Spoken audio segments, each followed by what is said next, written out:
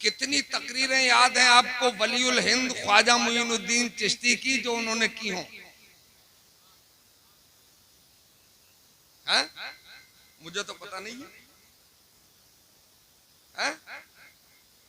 और उस यलगार में तशरीफ लाए थे आप जब कुफ्र सर चढ़ के बोल रहा था, और वो भी राजा पिथौरा राय, और उसके मुकाबले में मोहम्मद गौरी आया था अफगानिस्तान से। राजा पिथौरा राय की फौज ने उसे मजबूर कर दिया भागने पर,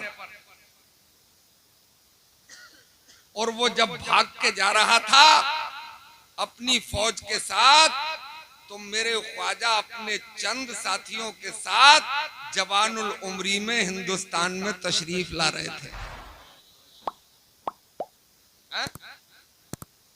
लोग तो ये कहते हैं कि इस्लाम तलवार से फैला है, झूठ बोलते हैं। एक इनके राइटर ने लिखा है कि मुसलमान जब हिंदुस्तान में आया था तो घोड़े पे सवार होकर आया था, एक हाथ में तलवार और एक में कुरान लेके आया था। अरे उनसे कोई यही पूछ लेता कि लेखक साहब जरा ये तो बताओ, आदमी के हाथ तो दो ही होते हैं, एक हाथ में तलवार थी एक में कुरान था, तो घोड़ा हैंडल कैसे किया? अरे हम तलवार लेके नहीं आए थे, हम इस्लामी किरदार लेके आए थे, हम कुरान की अजमत लेके आए थे। फौज ने देखा कि ये हसीनो खूबरू नौजवान हिंदुस्तान की तरफ जा रहा है, इसे रोक लो। आगे बढ़ के रोका, पूछा क्या इरादे हैं? कहा हिंदुस्तान जा रहा हूं।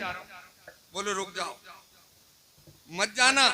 नारे तकबीर, नारे रिसालत, मसलके आला हजरत हजरत उमर अब्बास साहिब किबला, हजरत उमर अब्बास साहिब किबला, मदरसा मिसबाहुल कुरान, बरकाते कुरान कॉन्फ्रेंस, उलमाए अहले सुन्नत, साबरी बुलबुल, नारे तकबीर, नारे रिसालत। हमारे भारत, हमारे हिंदुस्तान के कदीम खानकाह के शहजादे, पीर तरीकत, रहबरे राह शरीयत, मिंबरे नूर पे जलवागर हो चुके हैं। अब जिम्मेदारी के साथ बोला जाएगा।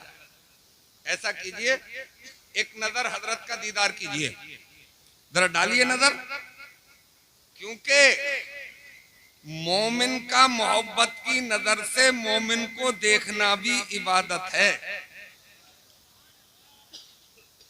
तो हजरत इजाजत, मैं अर्ज कर रहा था कि फौज ने रोका, बोले रुक जाओ। बोले क्यों? बोले मेरा टारगेट, मेरा निशाना हिंदुस्तान है, जाऊंगा। बोले चले जाना, जिद कर रहे हो तो हमारे हुक्मरान से भी मुलाकात कर लो। बोले चलो मिल लेते हैं। ए बच्चे,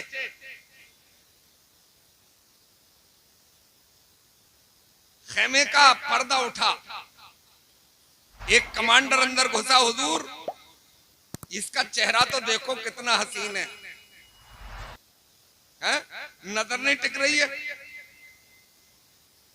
और ये हिंदुस्तान जा रहा है। मैं आपसे गुजारिश करता हूं कि इसे रोक लिया जाए। कहा क्या नाम है तुम्हारा? बोले मुईनुद्दीन। बोले इरादा क्या है? बोले हिंदुस्तान। बोले वाकई जाओगे? बोले मैं जा थोड़ी रहा हूं, मुझे भेजा गया है, और जिनने भेजा है उनके हुक्म के अलावा मेरे ऊपर और किसी का हुक्म। बोले चले जाना, मगर हमारे तेजरो घोड़े तो देख लो, हमारे कड़ियल जवान देख लो, हमारे नेज़े और भाले देख लो, हमारी चमकती दमकती तलवारें देख लो। बोले दिखा के तू क्या बताना चाहता है? बोले मैं बताना ये चाहता हूं, जब मैं तलवार ले जाके कामयाब नहीं हो सका, जब मैं घोड़े पे सवार होके गया तो कामयाब नहीं हो सका, तुम तो निहत्ते जा रहे हो, तुम्हारे पास तो कोई सोटा भी नहीं है, चलने के लिए घोड़ा भी नहीं है, तुम कैसे कामयाब हो सकते हो? तो मेरे ख्वाजा ने इरशाद फरमाया था, मोहम्मद गौरी तेरे जाने और मेरे जाने में बड़ा फर्क है। बोले क्या फर्क है? कहा तू घोड़े पे सवार होके गया था, मैं इश्क मुस्तफा की सवारी पे सवार होके जा रहा हूँ। तू हाथ में तलवार लेके गया था, मैं दामने मुस्तफा थाम के जा रहा हूँ। सुभान अल्लाह, सुभान अल्लाह, माशाअल्लाह, माशाअल्लाह, सुभान अल्लाह। और हजरात ये बात मेरी लिख लो कि दो चीजों की जरूरत है दुनिया में कामयाबी के लिए। सर में खुदा का सौदा होना चाहिए और दिल में इश्क मुस्तफा का चिराग रोशन होना चाहिए। तुम्हारे परचम को कोई झुका नहीं सकता। बेशक, बेशक। तो ये जो मक्के की गलियों से निकल के मदीने की गलियों तक पहुंचा इस्लाम और वहां से निकला तो दुनिया के कोने कोने तक पहुंचा इस्लाम, ये तलवार की वजह नहीं है, ये इस्लाम की सच्चाई की वजह है। बेशक, सुभान अल्लाह, सुभान अल्लाह, माशाअल्लाह। आज पूरी दुनिया को हैरत है कि अभी 1500 साल पूरे नहीं हुए भाई, 571 ईस्वी में सरकार इस दुनिया में जलवागर हुए और 40 साल के बाद कुरान का नुज़ूल शुरू हुआ, तो 1413 साल होते हैं कुरान के नुज़ूल को। मगर उसका नतीजा यह है कि दुनिया का हर चौथा आदमी कलमा पढ़ता है? और आज भी इतनी यलगार में, इतने बड़े तूफान में, इतनी बड़ी मुसीबत में, चारों तरफ से मारो मारो की आवाज में हर साल 15,000 लोग कलमा पढ़ के मुसलमान हो रहे हैं। सुभान अल्लाह, सुभान अल्लाह, माशाअल्लाह। ये तुम्हें देख के, हमें देख के नहीं, ये इस्लाम की सच्चाई देख के। बेशक, बेशक। ये इस्लाम की खूबी देखकर असल में असल ताकत जो है वो यादे खुदा ही में है, असल ताकत जो है वो कुरान की तिलावत ही में है। बेशक, सुभान अल्लाह। मैं आपको ये कह के चौंकाऊं कि आपका जो ये बर्गर है ना, आपकी ये चाउमीन जो है, ये आपके जो फास्ट फूड है, ये आपका चिकन और मटन है, इसमें कोई दम नहीं है। आपके केले में, आपके सेब में, आपके अंगूर में भी कुछ रखा नहीं है, आपके काजू में, आपके पिस्ता और बादाम में भी कुछ नहीं है। अगर यही बात है तो फिर हैदर कर्रार है, सुभान अल्लाह। फिर हजरत अली है। बेशक, बेशक। कि 3 वक्त से खाना ही नहीं मिला है, 3 वक्त से खाना ही नहीं मिला है, और हाथ में जुल्फकार हैदरी है और सामने कुफ्र का किलाए खैबर है, इल्लल्लाह का नारा लगाया जाता है और किलाए खैबर के दरवाजे को उखाड़ दिया जाता है। इसका मतलब ताकत खाने में नहीं है, ताकत खौफे खुदाबंदी में है, ताकत इश्क मुस्तफा में है, ताकत 5 वक्ता नमाजों में है, ताकत कुरान की तिलावत में। सुभान अल्लाह, सुभान अल्लाह, माशाअल्लाह, माशाअल्लाह, सुभान अल्लाह, सुभान अल्लाह, सुभान अल्लाह। एक बार आप अखरोट तोड़ रहे थे, नहीं टूट रहा था, किसी साथी ने अर्ज किया, या अमीर अल मोमिनीन, ये अखरोट और वो बाबे खैबर, आपने उसकी तरफ रुख किया और इरशाद फरमाया, दूसरा कोई खैबर हो तो ले आप, फिर तोड़ दूंगा। बोले हजरत ये फिर अखरोट? आपने इरशाद फरमाया, ये इतनी सी बात तेरी समझ में नहीं आ रही है, इस अखरोट पे हाथ की ताकत का इस्तेमाल कर रहा हूं, और जब कोई कुफ्र का किला सामने आएगा तो फिर इश्क़े मुस्तफा की ताकत का इस्तेमाल किया जाएगा, और इश्क़े मुस्तफा की ताकत के सामने दुनिया की कोई ताकत कभी टिकती नहीं है। बेशक बेशक बेशक। अभी जो जंग चल रही थी ना इसराइल में और फिलिस्तीन में, असल वो इसराइल की जंग नहीं है, असल वो अमेरिका और फिलिस्तीन की जंग है। पूरी जवानी पे थी जंग, मिसाइल चल रहे थे, बम गिराए जा रहे थे, लाशें बिछ रही थी, बिल्डिंगों के परखच्चे उड़ रहे थे।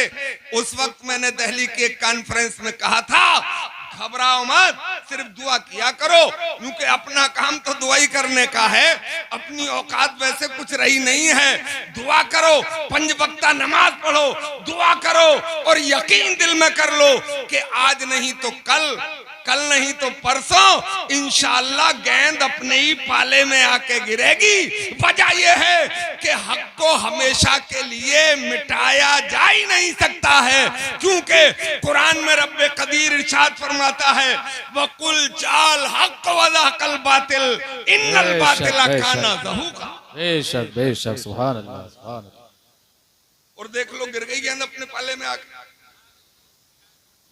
एक के बदले में दुनिया की सुप्रीम पावर को 30 छोड़ने पड़ रहे हैं।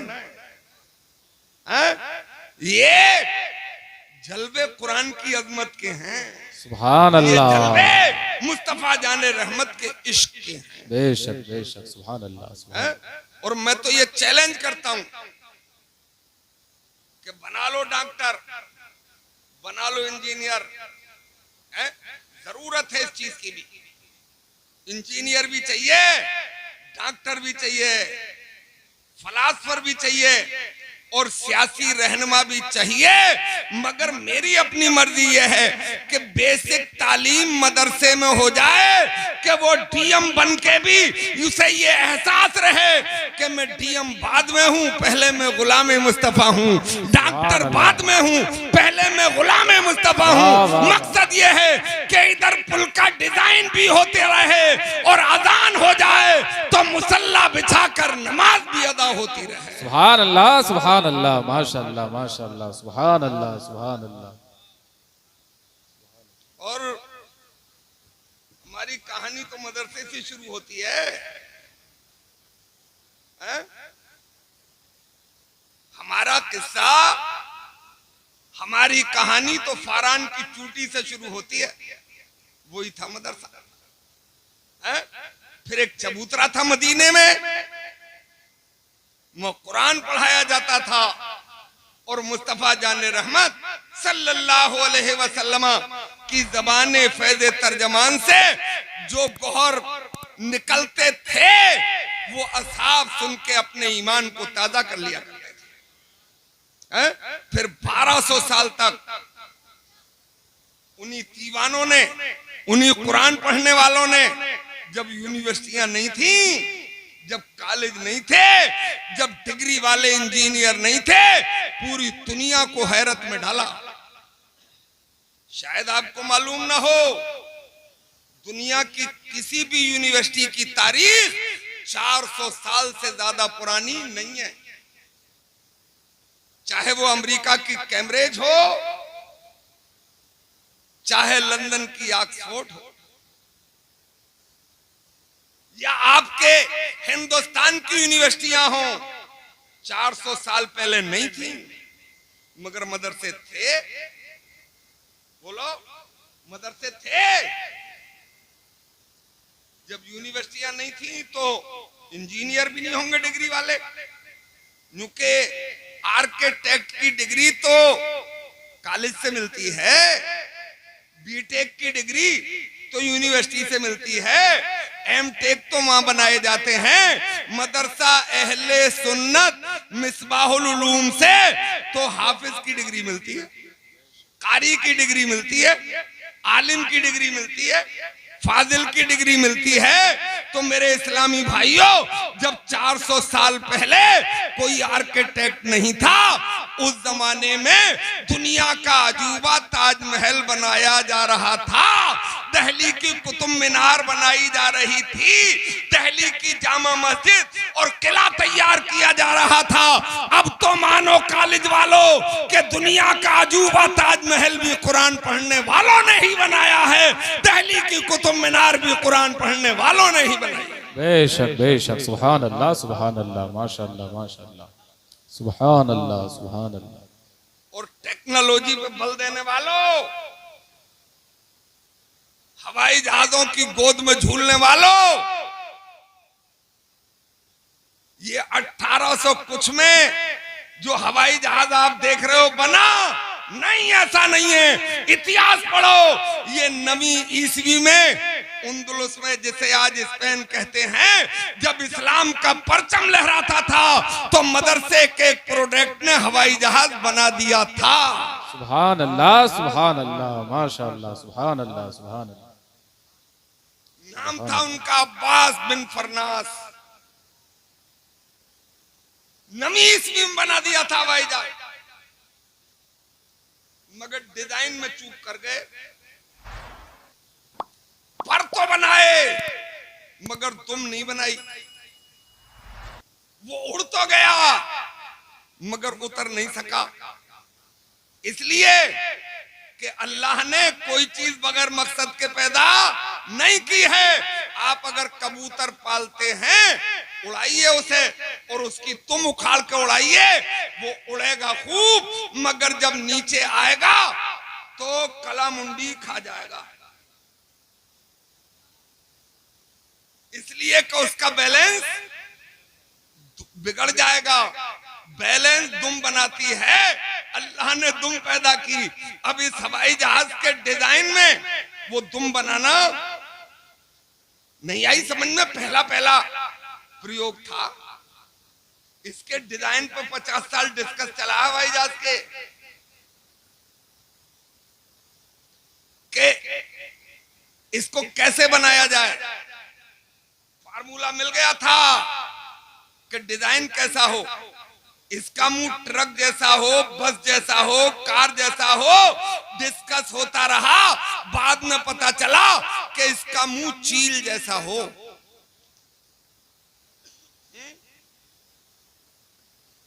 तो जब वो उन्होंने हवाई जहाज उड़ाया और वो लैंड नहीं हो सका, क्रैश हो गया, जख्मी हो गए, उन्होंने उनसे पूछा किसी ने कि ये कमाल तुमने कैसे किया।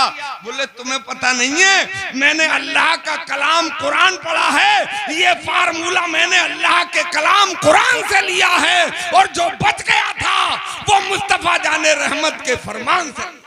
बेशक सुभान अल्लाह माशाअल्लाह माशाअल्लाह। तो इसका मतलब पहला फार्मूला हवाई जहाज का भी कुरान ही के जरिए मिला, क्योंकि वो तलाश कर रहे हैं ना, वो खोज कर रहे हैं, और हम सो रहे हैं। और सोने वाले को क्या मिलता है ना भाई, मोबाइल दे दिया उन्होंने, चीखे के हमने पैदा किया मोबाइल। मैं उसे भी रिजेक्ट करता हूं, ये उन्होंने पैदा नहीं किया, ये उनकी तलाश है, इसका मूजिद भी मेरा परवरदिगार ही है। बोलो कैसे? आपने यहीं से नंबर डायल किया, पहली बात हो गई। अब कैसे कोई तार जाता है यहां से वहां तक, अंडरग्राउंड कोई है? पहले तारों से पीएनटी हुआ करते थे, उनके जरिए आवाज जाती थी, अब जाती है बगैर तार के, बगैर किसी लिंक के। कैसे जाती है?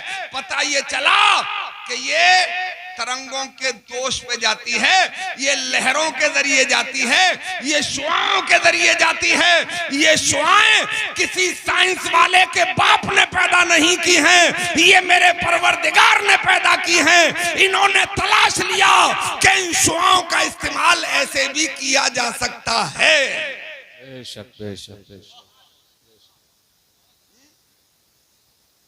और ये हमने आज से 1400 बरस पहले मस्जिद नबी के मिंबर पर खड़े होकर हजरत उमर की शक्ल में हजारों मील पर अपनी आवाज पहुंचाने का काम किया था, बगैर किसी मोबाइल आले के या सारियल जबल कह के और हजरत सारिया ने हजरत उमर की बात सुन ली थी। सुभान अल्लाह, माशाअल्लाह, सुभान अल्लाह, सुभान अल्लाह ना।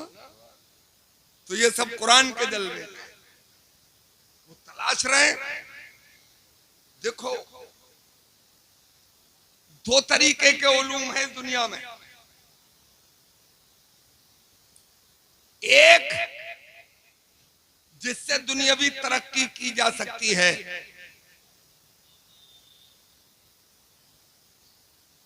और गौर व फिक्र करके, ये केमिस्ट्री की किताबें पहले नहीं थी, ये फिजिक्स, जियोलॉजी, बायोलॉजी नहीं था।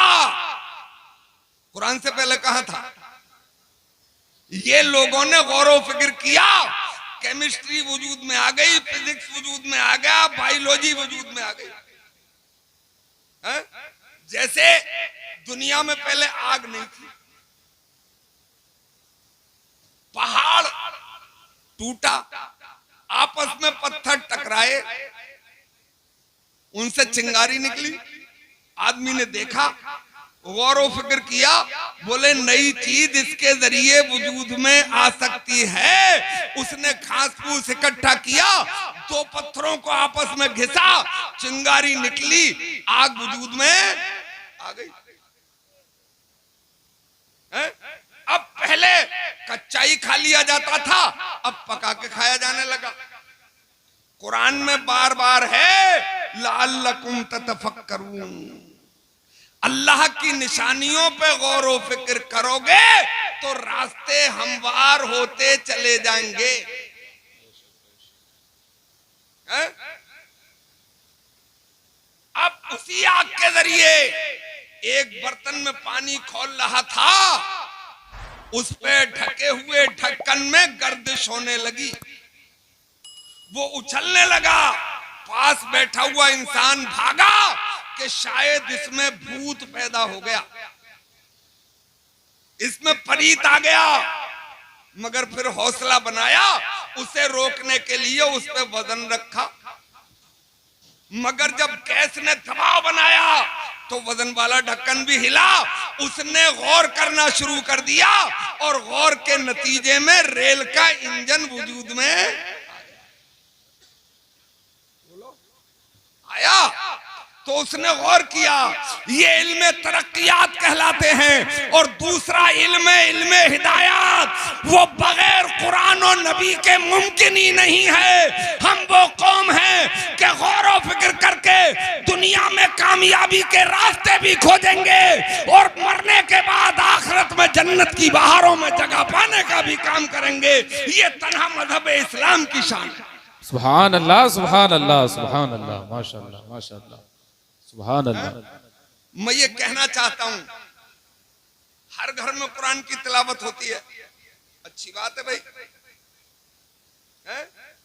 उनको कुरान पढ़ के सवाब मिलता है, नेकियां मिलती हैं। नेकी कमाने का मतलब है आखिरत में बेनिफिट।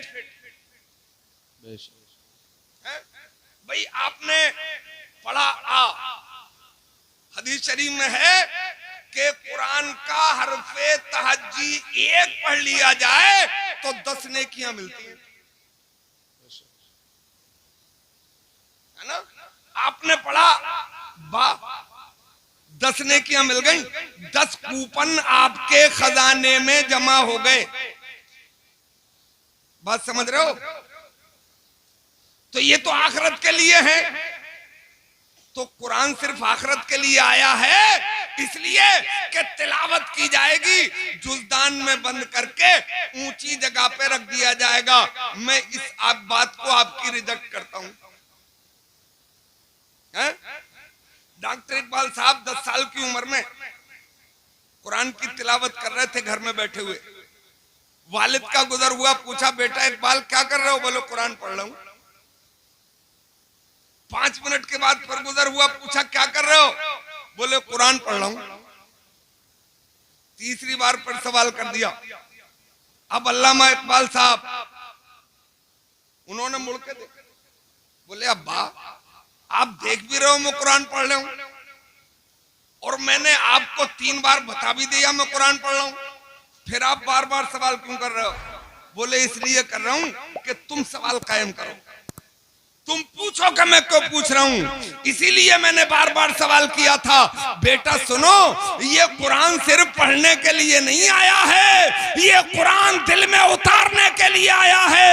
मकसद ये है कि कुरान पढ़ा इसलिए जाएगा ताकि जन्नत की बहारों में जगह मिल जाए, और कुरान समझा इसलिए जाएगा ताकि अमेरिका के व्हाइट हाउस पे परचम इस्लाम लहराया जाए। सुभान अल्लाह, माशाअल्लाह माशाअल्लाह, सुभान अल्लाह सुभान अल्लाह। क्योंकि कुरान मुकम्मल निजाम हयात है, बेशक बेशक, मुकम्मल लाइफ स्टाइल कुरान में है। इसीलिए बरेली से आवाज उठी कि फिर के गली गली तबाह, ठोकरें सबकी खाएं क्यों, दिल को जो अक्ल दे खुदा तेरी गली से जाए क्यों। बेशक बेशक, अल्लाह ने अकल अता फरमाई, उसका राइट साइड पर इस्तेमाल करो, है? तो कामयाबी के रास्ते मिलेंगे। हजरात, मैं आपको एक और बात बताऊं, अभी 15 साल गुजरे होंगे कि एक अंग्रेज ने कुरान का तर्जमा किया। जाहिर बात है पढ़ा लिखा होगा, भाई जाहिल थोड़ी ही ट्रांसलेशन कर देगा, अनुवाद पढ़ा लिखा आदमी करता है। उसने तर्जमा किया और अल्लाह ने जितनी अकल अता फरमाई उतना समझा भी, समझ के चीख पड़ा और बोला कि मैंने जो 15-20 साल कॉलेज में गुजार दिए बेकार थे, काश मैंने बचपन ही से कुरान को समझा होता तो मैं कॉलेज भी मुकम्मल कर लेता और अपना दिल भी मुनव्वर कर लेता।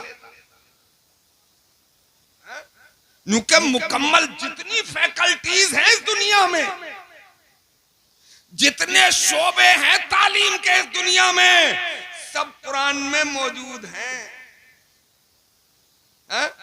मैंने वक्त गुजार दिया, अब उसने ये ऐलान किया कि कुरान इतना मुकम्मल है कि आदमी गरीब हो जाए अब कैसे जिंदगी गुजारे कुरान में है, अमीर हो जाए कैसे जिंदगी गुजारे कुरान में है, बाप है कैसे जिंदगी गुजारे कुरान में है, औलाद है कैसे जिंदगी गुजरेगी कुरान रहनुमाई करता है, माँ है अपने बच्चों को कैसे परवान चढ़ाए ये कुरान रास्ता बताता है। मगर एक बात कुरान में मुझे अभी नहीं मिली है, मुसलमानों अगर तुम्हें पता हो तो मुझे बताओ। अंग्रेज बोल रहा, वो बात ये है कि जब इंसान दुनिया का गुलाम हो जाए तो फिर कैसे जिंदगी गुजारे। ये सवाल तुमसे इसलिए कि तुम पैदा होते ही कुरान से मुंसलिक रहते हो। जवाब नहीं आया, फिर उसी को अल्लाह ने हिदायत फरमा दी और उसी ने ऐलान किया कि मुसलमानों अब तुम्हारे जवाब की जरूरत नहीं है, मुझे पता चल गया कि ये बात कुरान में इसलिए मौजूद नहीं है कि कुरान का मानने वाला कभी दुनिया का गुलाम हो ही नहीं सकता है। जो कुरान माने और दुनिया के सामने घुटने टेक दे ये हो ही नहीं सकता। बेशक बेशक बेशक, सुभान अल्लाह। और कॉलेज में पीएचडी करके आए और प्रोफेसर बन गए। अब यूं के दीन नहीं पढ़ा, उलमा के पास नहीं बैठा, बुजुर्गों की बारगाह में नहीं आया, अब दीन पे एतराज शुरू। एक साहब तो मुझसे ही कह रहे थे, प्रोफेसर साहब, रोहिलखंड यूनिवर्सिटी के प्रोफेसर साहब, बोले मौलाना अब ऐसा करो मदरसे बंद करा दो। तो मैंने उनसे ये नहीं पूछा क्यों, मैंने उनसे कहा प्रोफेसर साहब क्या तुम्हें मरना नहीं है? बोले ये भी कोई बात हुई, मरना तो ना चाह के भी पड़ेगा, मरना चाहता कौन है भाई, मौत तो एक दिन आएगी। तो मैंने कहा कल को किसी मशहूर अखबार में आपका इश्तिहार निकलवा दूं कि फला प्रोफेसर साहब का जब देहांत हो न उन्हें नहलाया जाए, न उन्हें कफनाया जाए, न उन्हें दफनाया जाए, बल्कि 20 क्विंटल सूखी लकड़ियों के बीच में डाल के उन्हें सुहा कर दिया जाए।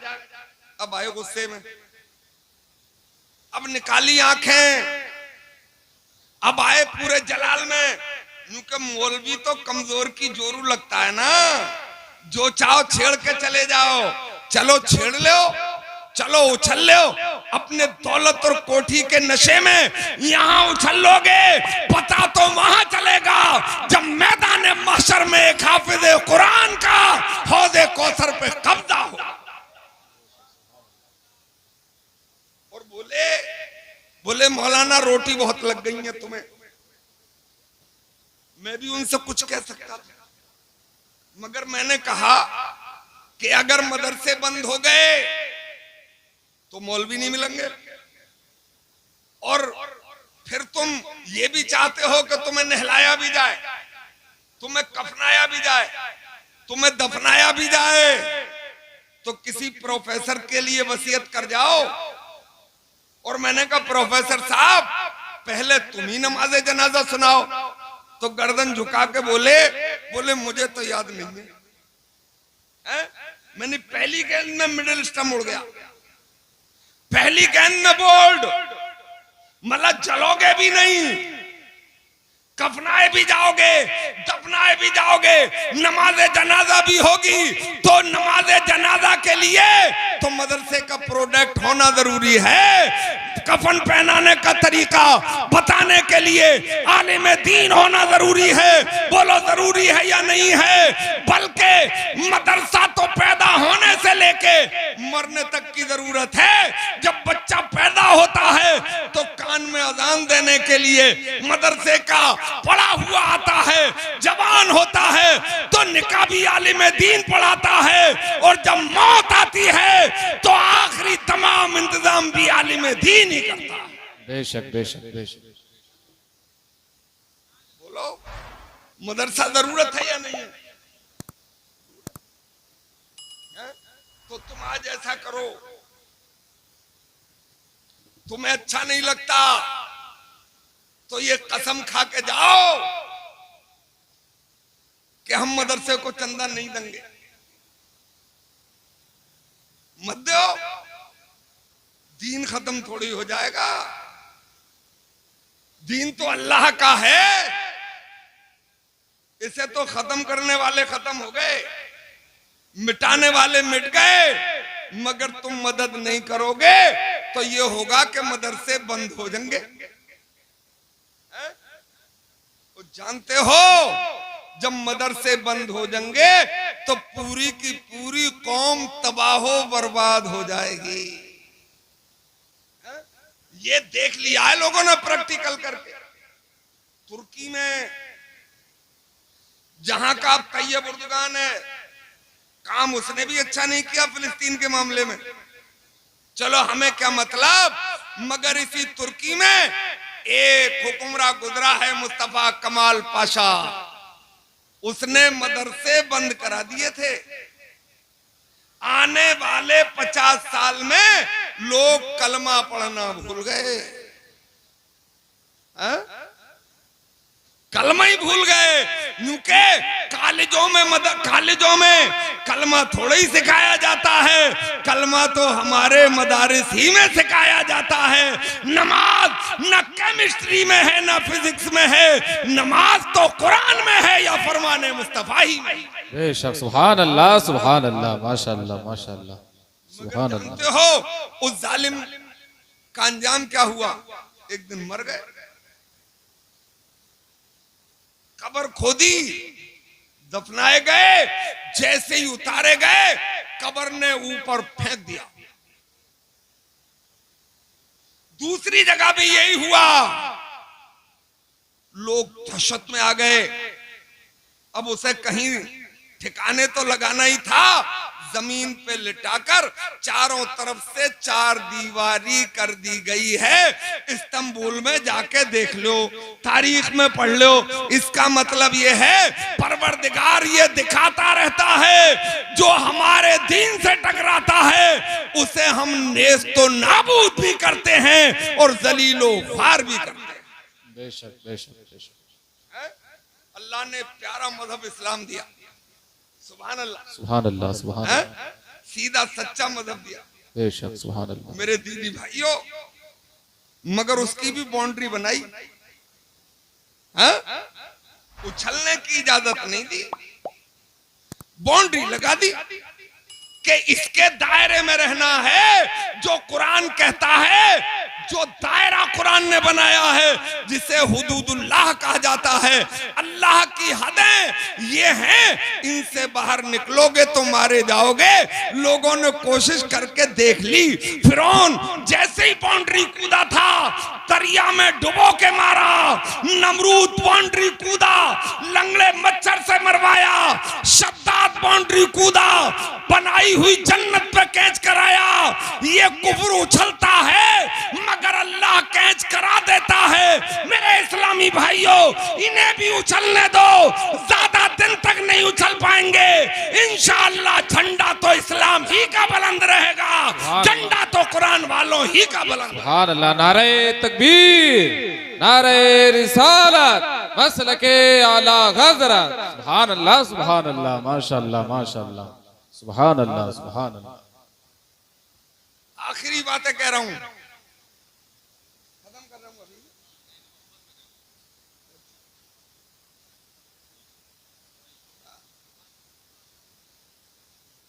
तो आप नाजुक हालात हैं, घबराओ मत। घबराने तो रास्ता भटक जाता है आदमी, है ना? अच्छा एक बात बताओ ईमानदारी से, अपने नाजुक हालात थे कब नहीं?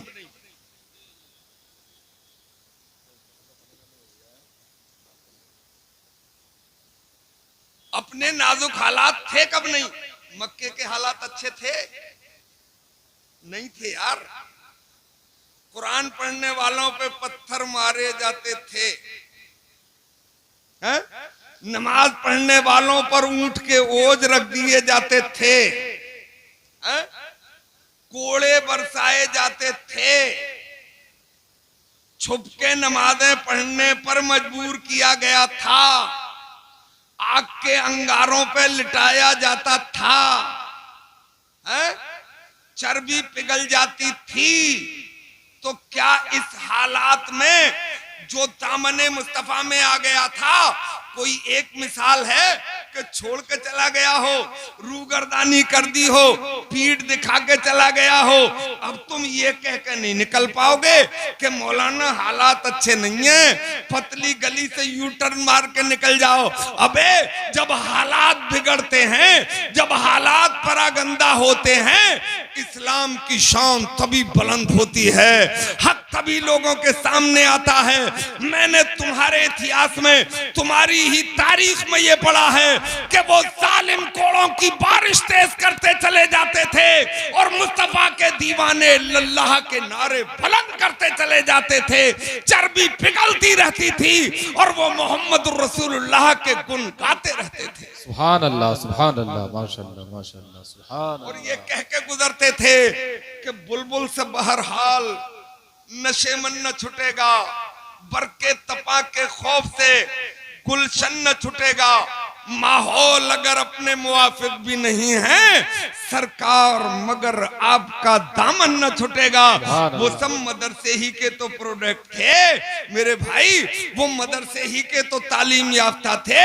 उन्होंने केमिस्ट्री नहीं पढ़ी थी, उन्होंने फिजिक्स नहीं पढ़ा था, उन्होंने मैथमेटिक्स नहीं पढ़ा था, उन्होंने कुरान पढ़ा था, इश्क मुस्तफा का जाम पिया था मेरे भाई।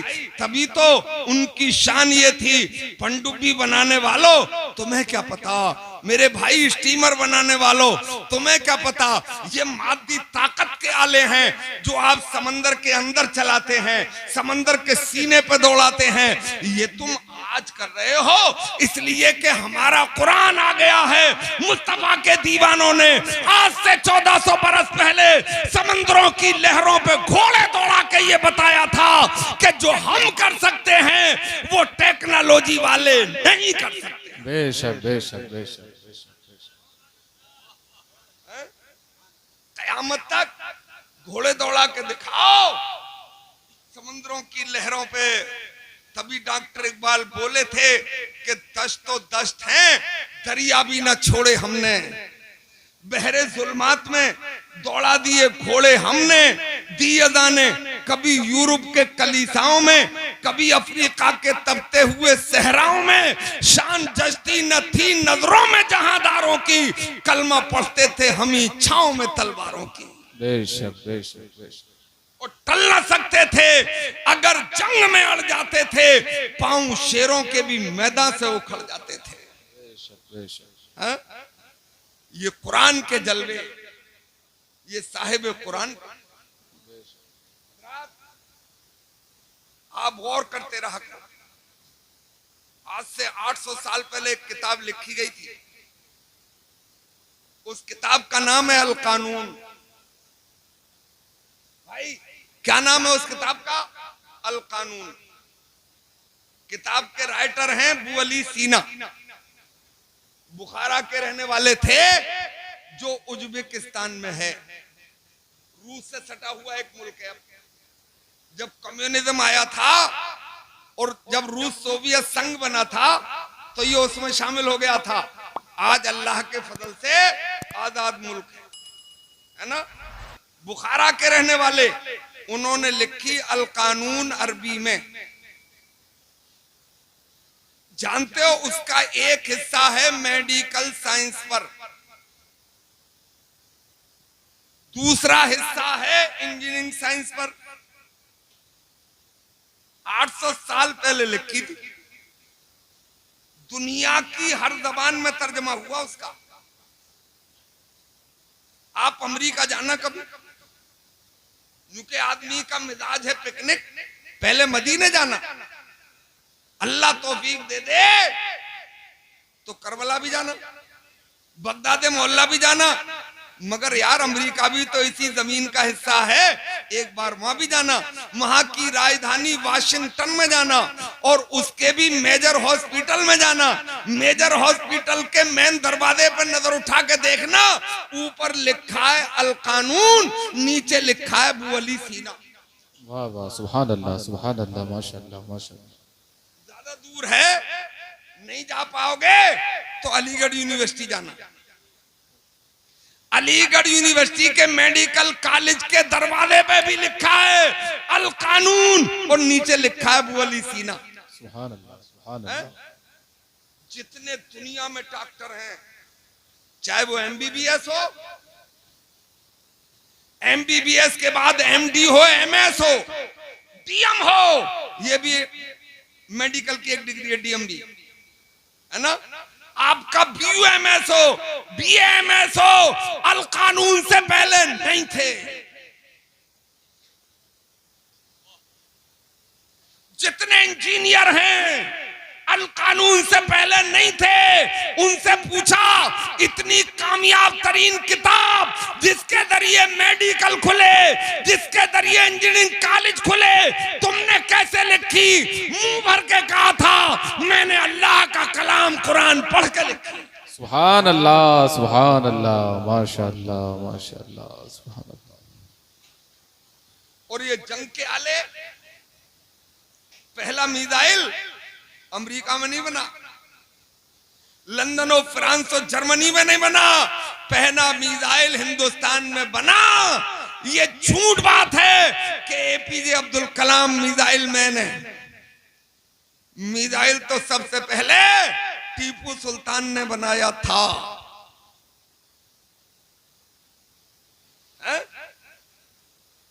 टीपू सुल्तान ने उनसे पूछा, ये शानदार आला, जंग के मैदान में सामने वालों को उड़ा देने वाला आला तुमने कैसे बनाया? बोले मुझे तो सिर्फ इतना पता है, मैं घर के आंगन में होता हूं तब, जंग के मैदान में होता हूं तब, आंधियों तूफान में होता हूं तब, मैं बिला नागा कुरान के 4 पारे तिलावत करता हूं। उसी कुरान से मुझे फैज मिला और उसी से फार्मूला लेके मैंने मिसाइल बनाया। बेशक, सुभान अल्लाह, सुभान अल्लाह, सुभान अल्लाह, माशाअल्लाह। मैं तुमसे भी कह के जा रहा हूं, इन मदरसों को फरोग दो, इन मदरसों को तरक्की की राह पे लाओ। और मैं आपको यह भी बता दूं कि इन मदरसों के जरिए ही यूनिवर्सिटी तक रास्ता भी जाता है। आपको पता ना हो तो मुझे बुला लेना। इसी मदरसे के प्रोडक्ट ने इसी साल, जहां से ये पढ़ के आए हजरत, मिसबाही है वो लड़का, उसने यूपीएससी में टॉप किया है, आईएएस में टॉप किया है। इसलिए मुस्तफा ने फरमाया, दुनिया की सबसे दानिश्वर कौम का नाम है कौम मुस्लिम। सुभान अल्लाह। और सोने पे सुहागा ये कि वो कुरान पढ़ ले, और उस पे भी जलवे ये कि वो इश्क मुस्तफा में पढ़ ले, तो दुनिया का कोई फलासफर मुस्तफा जाने रहमत के गुलाम का मुकाबला कर ही नहीं सकता। बेशक, बेशक, सुभान अल्लाह, सुभान अल्लाह, माशाअल्लाह, माशाअल्लाह, सुभान अल्लाह। हमारे पास लाजवाब प्रोग्रामर है, उसने जो प्रोग्राम बना दिया आज तक ठस से मस नहीं हुआ है? बगैर कॉलेज में पढ़े, बगैर मदरसे में पढ़े, बगैर किसी किताब को बांचे जो प्रोग्राम बना गए, पूरी दुनिया बोलती है आज भी कि उनके प्रोग्राम का कोई तोड़ नहीं है। बड़े बड़े फलासफर आए इस दुनिया में, बड़े बड़े प्रोग्रामर आए इस दुनिया में, बड़ी बड़ी तेज बॉल फेंकने वाले आए इस दुनिया में। अरे अपने आका को बोल्ड तो कोई क्या कर पाता, उन्हें बीट भी नहीं कर सका। यानी कोई बड़े से बड़ा बॉलर सरकार को चकमा भी देके नहीं जा सका।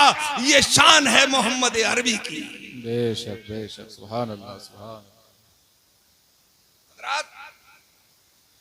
तुम्हें मालूम नहीं है यूरोप में क्या हो रहा है? यूरोप में एक राइटर है माइकल हार्ड, क्रिश्चियन है, ईसाई है। माइकल हार्ड, उसने एक किताब लिखी है द 100। 100 तो आप सभी जानते हो, इंग्लिश मीडियम का जमाना 100, मगर जब अंग्रेजी ग्रामर के एतबार से नाउन या प्री नाउन पर, ये तरह थोड़ी सख्त बात कह रहा हूं तो मन लगाओ, सुभान अल्लाह बोल के लगाओ, सुभान अल्लाह। नाउन या प्री नाउन पर जब दा लग जाता है तो वो आम से खास हो जाता है। हम अरबी वाले किसी आम को खास करने के लिए अलिफ लाम लगाते हैं, यानी नकरा को मारफा करने के लिए। अंग्रेजी वाले दा लगाते हैं।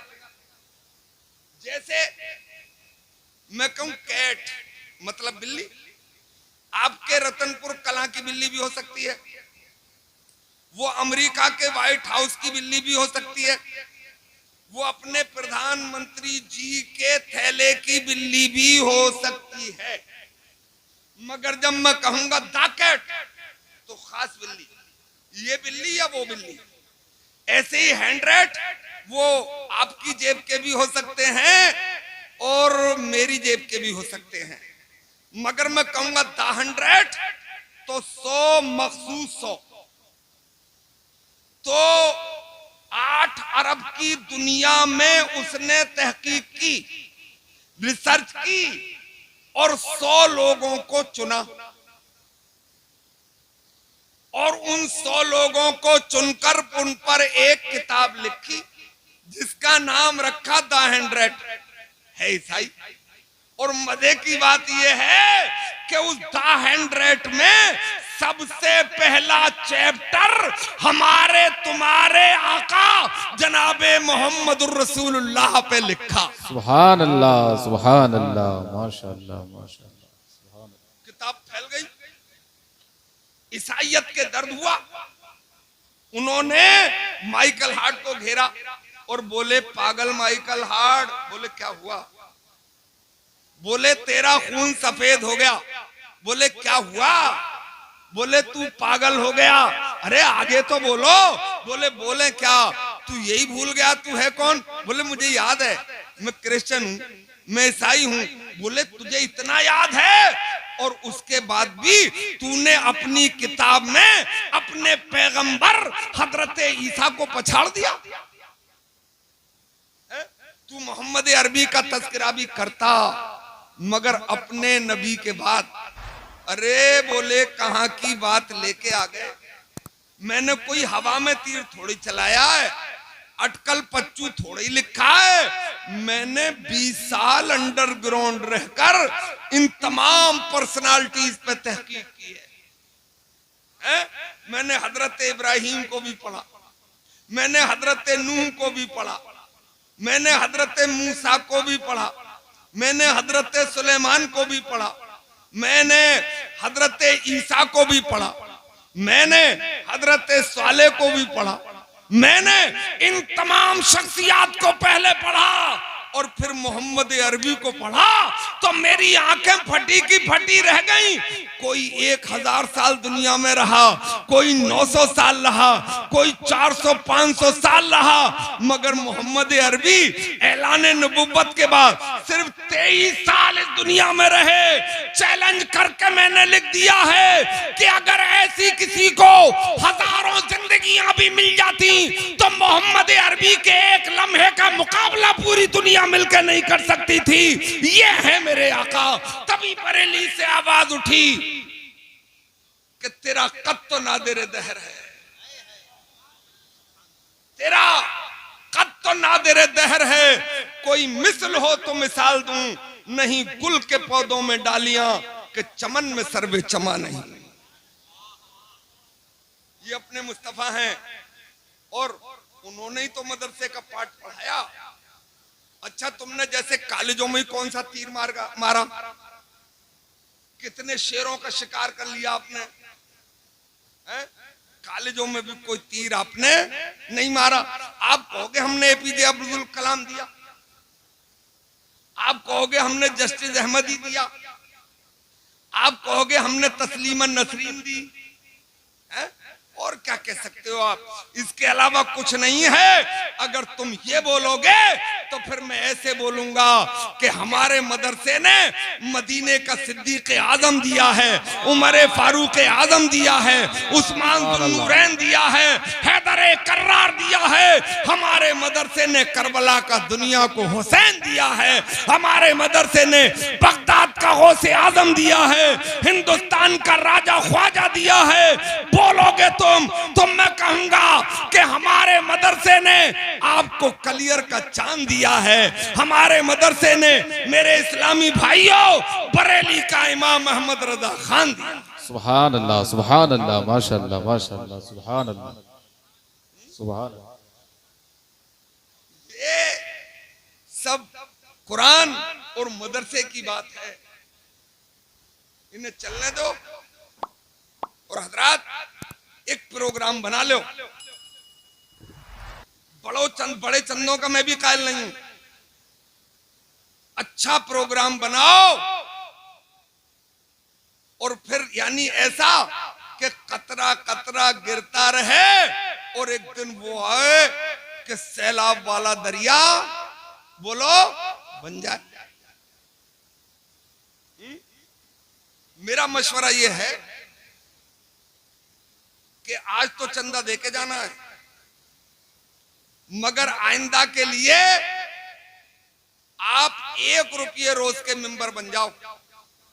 और जो 1 रुपये रोज का मेंबर बने ये इरादा करके बने कि इंशाअल्लाह कम से कम 1 महीने में 10 मेंबर बढ़ा के रहूंगा।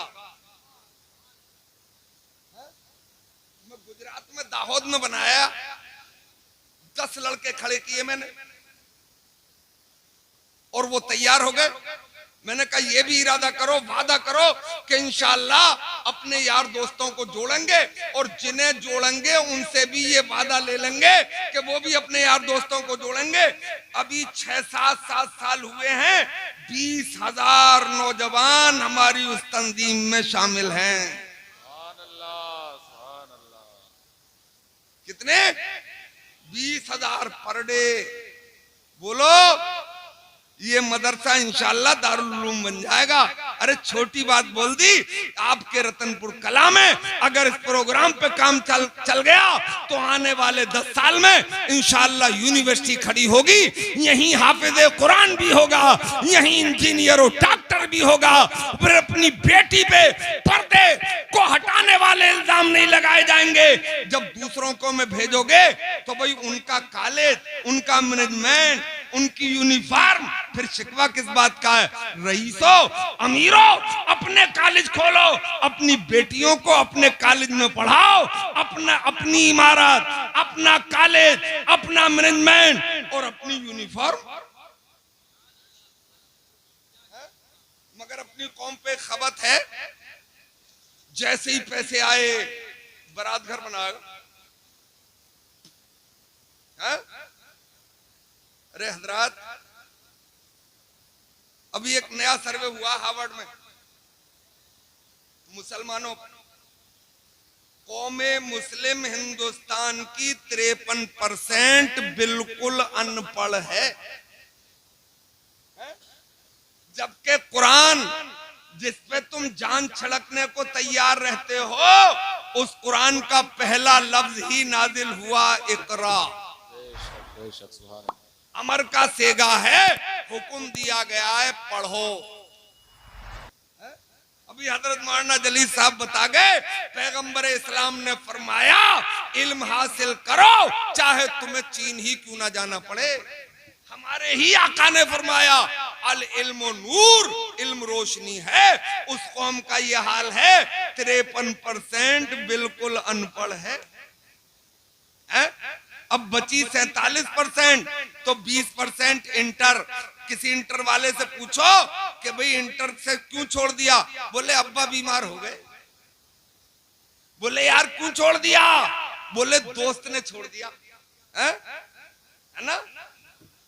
और 20% ऐसे जो बीए एमए तक पहुंचे, 40% इसमें निपट गए।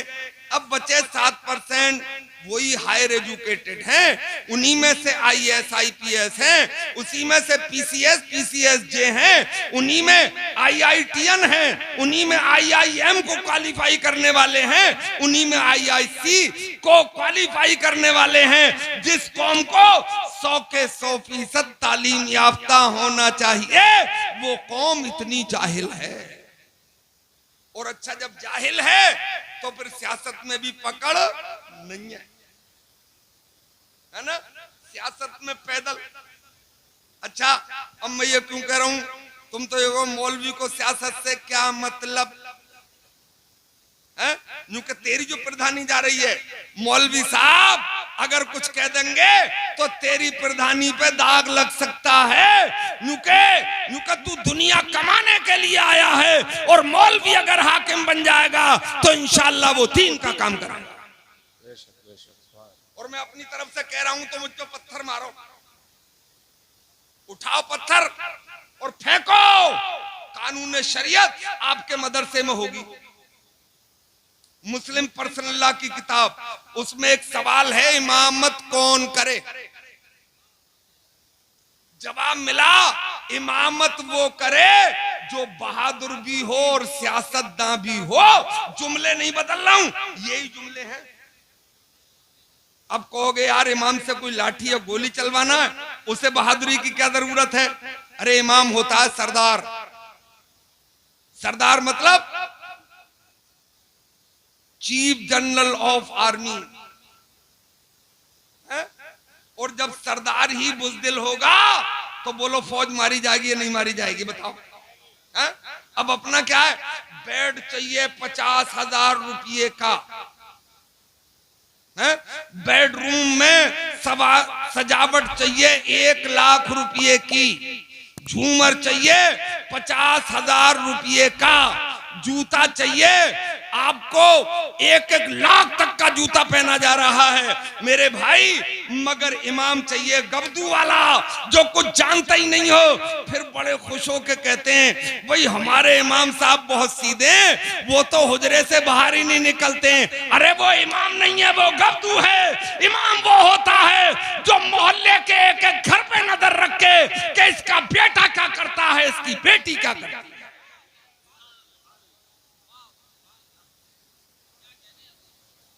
और सियासत क्यों? सियासत का मतलब गाली फरेब नहीं है, सियासत का मतलब है आने वाले खतरात को भांप लेना, पारदर्शिता, दूरअंदेशी। अगर सियासत कोई बुरी चीज होती तो सरकार मदीने की रियासत कायम करके नहीं जाते, ये हुक्म दे के जाते मुसलमान हो गए हो मस्जिद से बाहर मत निकलना।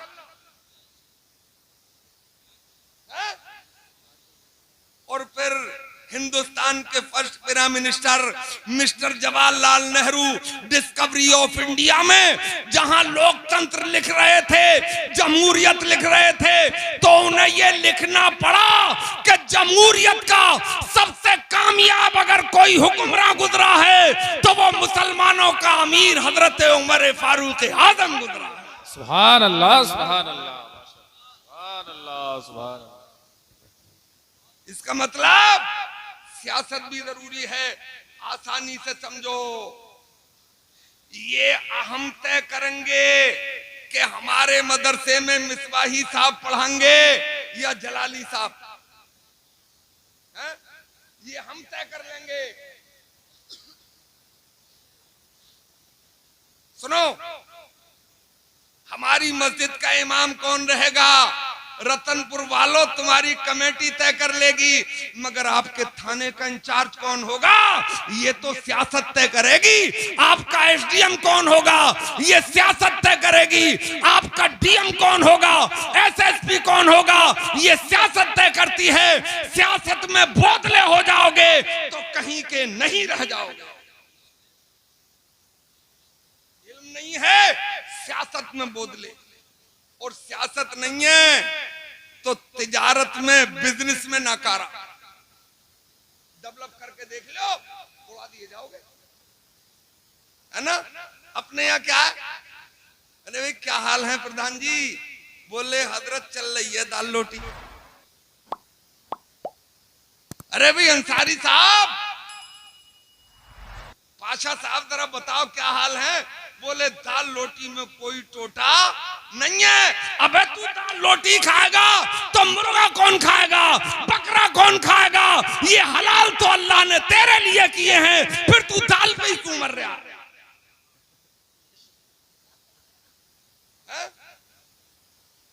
अरे इस्लाम कोई फकीर बनाने के लिए थोड़ी आया है, सिर्फ फकीर बनेंगे, पहमत लगे हुए कपड़े पहनेंगे। अरे चल हट, इस्लाम ने तुम्हें सबक पढ़ाया है। इस्लाम ने तो इतने बड़े ताजिर दिए मक्के में, हजरत उस्मान जुन्नूरैन दिए कि जिनकी तिजारत का काफिला मक्के की गलियों से निकलता, दरो दीवार थर्रा उठते।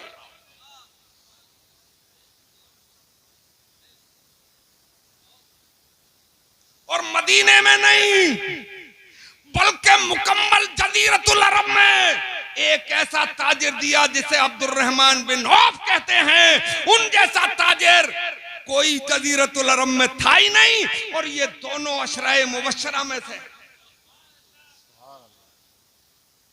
ना। और एक हमारे इमाम गुजरे हैं हजरत इमाम मोहम्मद, जिनकी लिखी हुई किताब हमारे मदारिस में पढ़ाई जाती हैं। इतने बड़े ताजिर थे कि 300 मुनीम उनकी तिजारत देखते थे। अब मैं एक बात गुस्से में कह रहा हूं, बुरा लगे तो मत बुलाइयो। बहुत गुस्से में, जब दुनिया की सबसे दानिश्वर कौम तुम हो। ये मैं नहीं कह रहा हूं, सरकार ने फरमाया है। तो फिर तुम में का कोई धीरू भाई अंबानी क्यों नहीं बना, अनिल अंबानी क्यों नहीं बना, मुकेश अंबानी क्यों नहीं बना, विजय माल्या क्यों नहीं बना, मेरे भाई टाटा और बिरला क्यों नहीं बना, बजाज क्यों नहीं बना? इसलिए कि तुम इल्म से भाग गए थे। इल्म ही सर्वोपरि है। अगर इल्म होगा तो सियासत के मैदान के घोड़े होगे, तिजारत में तुम्हारा कोई जवाब नहीं होगा। इस्लाम वो है जो ये बताता है कि जब मस्जिद में पहुंचो तो एक एक हजार रकत पढ़ के भी दम मत लेना। जब मैदान में उतरो तो कुफ्र के सामने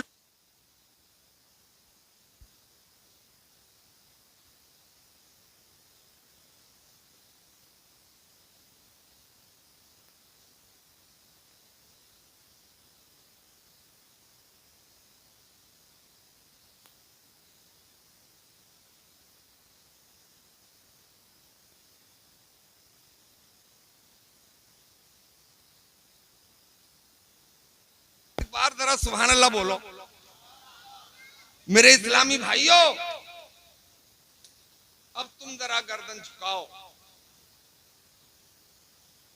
तुम्हें देखेंगे, उन्हें देखेंगे नहीं, घबराओ मत। हा? एक को देख के ही परेशान हूं 29 साल से, मैं इन्हें क्या देखूं?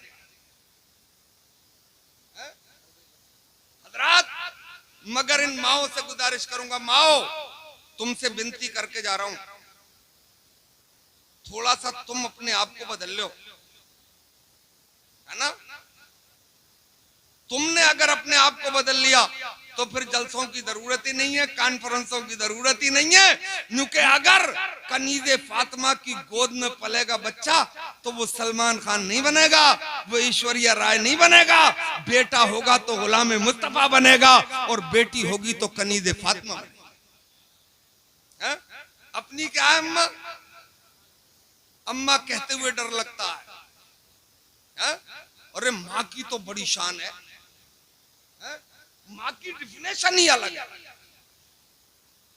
जननी कहा जा सकता है, माँ तो उसे कहा जाता है कि जो दूध भी पिलाती है तो वुजू करके पिलाती है, दूध भी पिलाती है तो कुरान की तिलावत के साथ पिलाती है।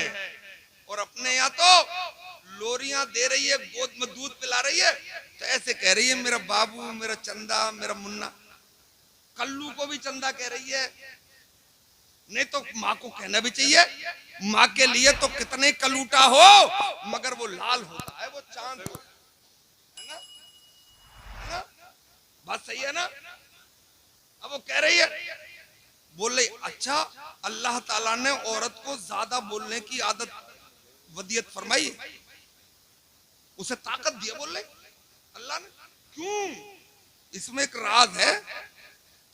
राज ये है कि हमारे खानकाई बुजुर्ग ने लिखा है कि अगर अल्लाह ताला औरत को ज्यादा बोलने की आदत वदियत नहीं फरमाता तो इस समाज के न जाने कितने बच्चे गूंगे रह जाते, है ना भाई?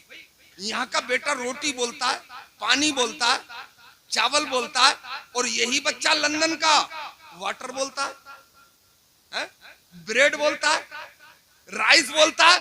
इसलिए कि अम्मा बोलती है। मेरे भाई, जब बेटा बेटी अम्मा की सुन के रोटी को रोटी बोलेगा, चावल को चावल बोलेगा, पानी को पानी बोलेगा, वही माँ जब अल्लाह अल्लाह बोलेगी, मुस्तफा मुस्तफा बोलेगी तो बच्चा भी वही बोलेगा।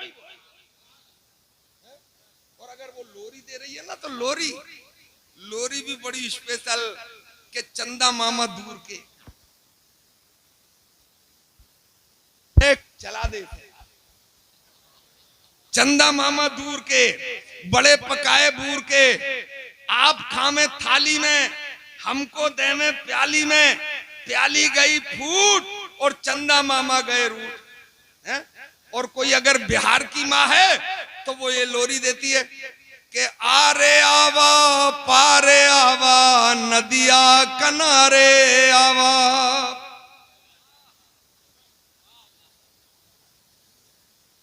और सुनवा के कटोरवा में दूध भात ले ले आवा।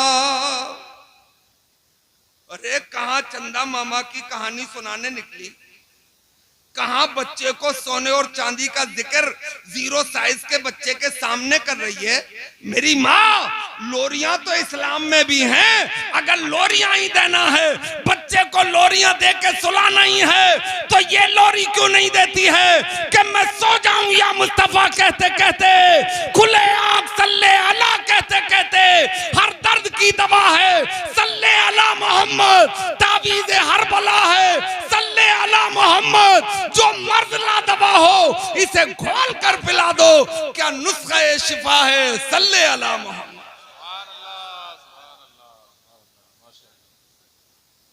मेडिकल पॉइंट ऑफ व्यू से एक बात सुनो माओ, मेडिकल में ये तय हो गया है कि जो दूध पिलाने की मुद्दत है वो 2.5 साल है। कितनी है साहब? 2.5 साल। 2.5 साल इस्लाम ने तय की। क्यों? ये आज मेडिकल ने तलाशा। ए भैया इधर देख यार, ये मेडिकल ने खोज कर ली कि इस्लाम ने जो 2.5 साल की दूध पिलाने की मुद्दत रखी है, इसमें हिकमत है।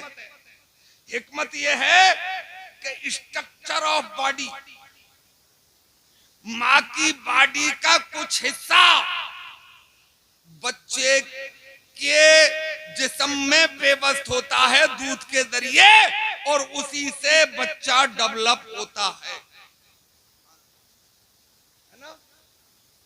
अब खास बात कह रहा हूं, अब जरा थोड़ा मन लगाइयो। ये मेडिकल ने तय कर दिया कि स्ट्रक्चर ऑफ बॉडी दूध फीड कराने में बच्चे में शामिल होता है, तो ये तो दूध के जरिए होता है। अगर तू शानदार माँ है तो उधर दूध के जरिए अपना स्ट्रक्चर पेवस्त कर दे और कानों के जरिए इश्क मुस्तफा का जाम पिला दे, करबला वालों की दास्तान सुना दे। ये फिर बड़ा होके जान तो दे देगा मगर आने मोहम्मद पे आंच नहीं। तो यार बुनियाद तो यहां से रखी जाती है। ऊपर से बनाई हुई बिल्डिंग एक छोके में उखड़ जाती है। अगर बिल्डिंग मजबूत करना है तो बुनियाद जरा नीचे से रखो। मैं तो माओ से कहता हूं कि तुम्हारी जिम्मेदारी तो तुम्हारे शिकम से ही शुरू होती है। ये हदीस में है, कुरान में फार्मूला है। एक आध दो बात और कह दूं अगर इजाजत हो तो। जरा सब मिलकर सुभान अल्लाह बोलो एक बार। हदीस शरीफ में है कि जब औरत प्रेग्नेंट होती है, पहले 40 दिन में नुतफा खून की फुटक बनता है, दूसरे 40वें में एक लोथड़ा बनता है, तीसरे 40वें में गोश्त का एक टुकड़ा बन जाता है, यानी 4 तिया 12। 120 दिन के बाद अल्लाह ताला हुक्म देता है फरिश्तों को कि फरिश्तों जाओ और इस माँ के शिकम में इसे इंसानी शक्ल में तब्दील कर दो। अब आंख बनती हैं, अब नाक बनती है, अब होंठ बनते हैं, अब बाल उगते हैं, अब हाथ निकलते हैं, अब पैर बनता है, पैरों की उंगलियां निकलती हैं, हाथों की उंगलियां निकलती हैं। स्ट्रक्चर ऑफ बॉडी शिकमे मादर में 120 दिन पर बनना शुरू होता है। उसी दिन अल्लाह ताला हुक्म देता है अब इसका स्ट्रक्चर तैयार हो गया है, फरिश्तों इसकी तकदीर भी लिख दो। क्या खाएगा लिख दो, क्या पिएगा लिख दो, क्या करेगा लिख दो। ओडी खरीदेगा, फॉर्च्यूनर खरीदेगा, फरारी खरीदेगा, बिल्डिंग बनाएगा, कई बनाएगा, प्रधान बनेगा, एमएलए बनेगा, एमपी बनेगा, कटोरा लेके भीख मांगेगा, चोरी करेगा, डकैती करेगा, इतने दिन जिएगा, सब लिख दो। अब माँ की जिम्मेदारी, अभी 120 दिन हुए नहीं है, 119 में दिन ही शुरू हो जाती है। मेरी माँ अब वुजू कर, अब मुसल्ला बिछा दे, अब दुआ कर, मेरे परवरदिगार मैं अपने लिए नहीं, जो तूने नेमत मेरे शिकम में रखी है, अब इसके लिए दुआ करती हूँ। मेरे मौला इसकी किस्मत में फकीर होना नहीं, अमीर होना लिख दे। इसकी किस्मत में गरीब होना नहीं, रईस होना लिख दे। इसकी किस्मत में जाहिल होना नहीं, आलिम होना लिख दे। इसकी किस्मत में मेरे मौला इज्जत के साथ लंबी उम्र अता फरमा दे। मेरे भाई परवरदिगार इरशाद फरमाएगा, फरिश्तों रोको कलम,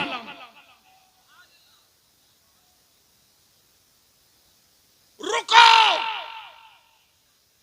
एक मेरी बंदी ने मुझसे इल्तिजा की है, लो पीछे देखने लगे।